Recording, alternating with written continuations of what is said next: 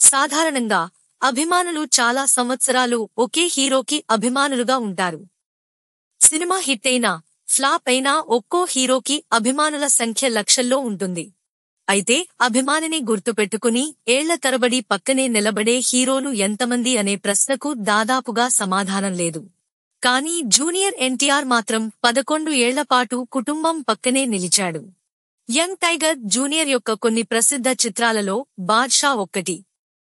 శ్రీను వైట్ల దర్శకత్వం వహించిన ఈ చిత్రాన్ని బండ్ర గణేష్ నిర్మించారు. ఈ సినిమా ఆడియో ప్రదర్శనలో రాజేంద్ర ప్రసాద్ అనే వ్యక్తి చనిపోయాడు. ఆ సమయంలో బండ్ర గణేష్ రాజేంద్ర ప్రసాద్ కుటుంబం 5 లక్షల విరాళం ప్రకటించింది. కాని తారక్ కుటుంబానికి సహాయం చేస్తూనే ఉన్నారని సమాచారం. తారక్ ఇప్పటికీ తన అభిమానుల కుటుంబాన్ని ఆదరిస్తున్న సంగతి తెలిసిందే. కుటుంబ అవసరాలకు తారక్ వెంటనే స్పందిస్తాడని సమాచారం.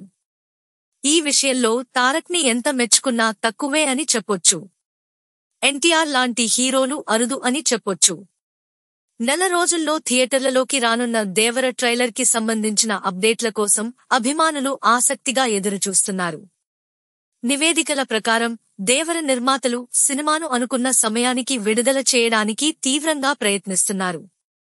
దేవర 1ని ప్రమోట్ చేస్తూనే తారక్ దేవర 2 గురించి క్లారిటీ ఇచ్చే అవకాశం ఉంది.